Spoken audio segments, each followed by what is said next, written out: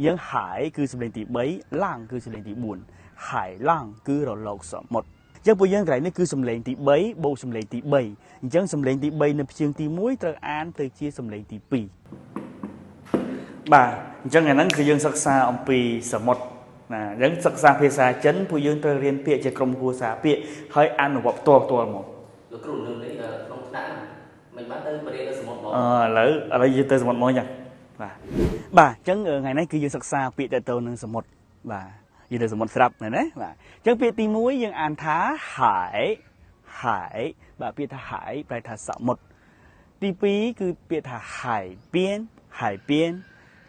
គឺមាត់សមុទ្របាទពាក្យទី3គឺhải lang យើង hải គឺសំឡេងទី3 lang គឺសំឡេងទី4 hải lang គឺរលកសមុទ្របាទពាក្យបន្ទាប់គឺពាក្យថា沙滩បាទ是阿沙特安滩沙滩គឺរលកសំទោសគឺឆ្នេរខ្សាច់បាទពាក្យបន្ទាប់គឺពាក្យ海水អញ្ចឹងពួកយើងកន្លែងនេះគឺសំឡេងទី3បូកសំឡេងទី3អញ្ចឹងសំឡេងទី3នៅព្យញ្ជនទី1ត្រូវអានទៅជាសំឡេងទី2ហើយអញ្ចឹងអានថា海水អញ្ចឹងបើយើងរំលឹកលើវិជ្ជាករបន្តិចកន្លែងហ្នឹងគឺមានពាក្យ2ជាប់គ្នាណាពាក្យទី1គឺពាក្យhảiពាក្យទី2គឺពាក្យ水អញ្ចឹងជា compound noun right អញ្ចឹងនាមទី1បូកនាមទី2អញ្ចឹងពេលយើងបកនាមទី2មុនកន្លែងហ្នឹងអញ្ចឹងhải水គឺមានន័យថាទឹកសមុទ្រអញ្ចឹងhảiនេះគឺជាអ្នកបន្ថែមន័យទៅឲ្យទឹកright ពាក្យ水នេះអញ្ចឹងគឺhải水គឺទឹកសមុទ្រវាជា compound noun បាទណាគឺនាមទី1បូកនាមទី2អញ្ចឹងអាហ្នឹងគឺ compound noun វិជ្ជាកររបស់យើងណាបាទសូមជម្រាបសួរថ្ងៃនេះគឺមានដំណឹងពិសេសមួយតទៅនឹងការបើកថ្នាក់រៀនភាសាចិនអនឡាញកម្រិតដំបូងសម្រាប់អ្នកដែលគាត់មិនទាន់ចេះចិនសោះបាទអញ្ចឹងយើងបើកនៅថ្ងៃទី3ខែ2ឆ្នាំ2026បាទគឺយើងសិក្សាពីម៉ោង6កន្លះល្ងាចដល់ម៉ោង7កន្លះយប់បាទសិក្សាតាម Zoom ផ្ទាល់ហើយការសិក្សានេះគឺមាន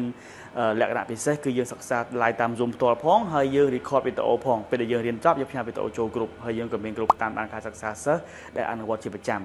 ពាក្យបន្ទាប់ទៀតគឺពាក្យថាhải phương យើង phương គឺសំឡេងទី1បាទយើង hải គឺសំឡេងទី3អញ្ចឹងក្នុងវិជ្ជាកររបស់យើងតទៅនឹងការប្រែប្រួលសំឡេងបើសិនជាពាក្យទី2បាទនៅព្យាង្គបន្ទាប់ពីពាក្យសំឡេងទី3នេះបើវាជាសំឡេងដែលខុសពីទី3សំឡេងទី3នៅព្យាង្គទី1ត្រូវបានអានជាពាក្យកណ្ដាលសំឡេងទី3អញ្ចឹងយើងអានថាhải phương បាទអញ្ចឹងគឺhải phương គឺខ្យល់សមុទ្រអញ្ចឹងគឺនៅតែជា compound noun ដដែលបាទ hải phương compound noun ដដែលគឺពាក្យ hải បូកពាក្យ phương ពេលបកនាមទី2មុនណាអញ្ចឹងគឺ hải phương ខ្យល់សមុទ្របាទអញ្ចឹងពាក្យបន្ទាប់ទៀតគឺពាក្យ